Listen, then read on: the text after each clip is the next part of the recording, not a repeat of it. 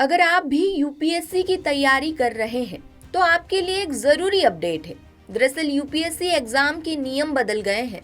अब यूपीएससी सेवा में रहते हुए बार बार परीक्षा देने का रास्ता बंद कर दिया गया है।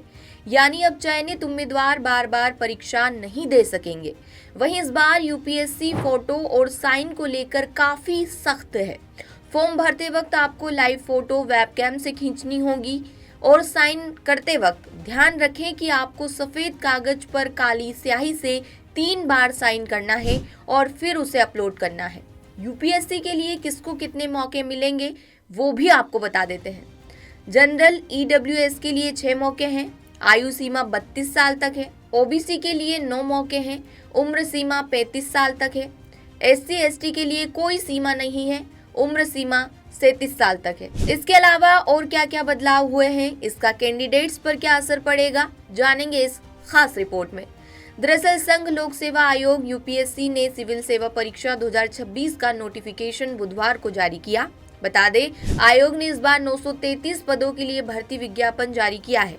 आवेदन की लास्ट डेट 24 फरवरी है। परीक्षा केंद्र में फेस ऑथेंटिकेशन के बाद ही एंट्री दी जाएगी। वहीं इस बार प्रयास और पात्रता से जुड़े नियमों में बड़ा बदलाव किया गया है। इसके मुताबिक अब सिलेक्शन के बाद दोबारा परीक्षा देने की फ्रीडम पहले जैसी नहीं रहेगी। नए प्रावधानों में सेवा में रहते हुए बार बार परीक्षा देने का रास्ता बंद कर दिया गया है। वहीं आईएएस और आईएफएस को लेकर पुराने नियम जस के तस रखे गए हैं। हालांकि चयनित अफसर को एक बार परफॉर्मेंस बेहतर करने का मौका मिलेगा। मसलन किसी का 2026 में आईपीएस में सिलेक्शन हुआ तो वो 2027 में परफॉर्मेंस बेहतर करने की परीक्षा देने का पात्र होगा। उसके बाद अगर वो परीक्षा देना चाहता है तो उसे सेवा से इस्तीफा देना होगा। पहले से आईपीएस में चयनित या नियुक्त उम्मीदवार सीएसई 2026 से दोबारा आईपीएस नहीं पा सकेंगे।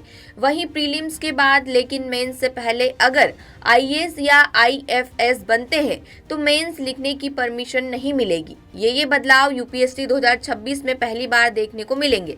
चलिए आपको सिलसिलेवार बताते हैं। सबसे पहला तो है सिविल सर्विस एग्जाम 2026 में अगर ग्रुप ए या फिर आईपीएस मिलती है तो उम्मीदवार को सिर्फ एक बार यानी सीएसई 2027 में रैंक सुधारने का मौका मिलेगा।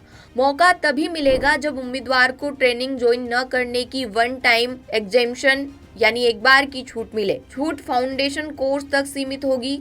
यदि उम्मीदवार न ट्रेनिंग ज्वाइन करता है और न छूट लेता है तो सीएसई 2026 और सीएसई 2027 दोनों के आधार पर मिली सेवा अपने आप रद्द हो जाएगी। सीएसई 2026 से सिलेक्टेड उम्मीदवार सीएसई 2027 देना चाहते हैं तो अनुमति जरूरी होगी। सीएसई 2028 या उसके बाद परीक्षा देने के लिए इस्तीफा अनिवार्य होगा। लेटेस्ट,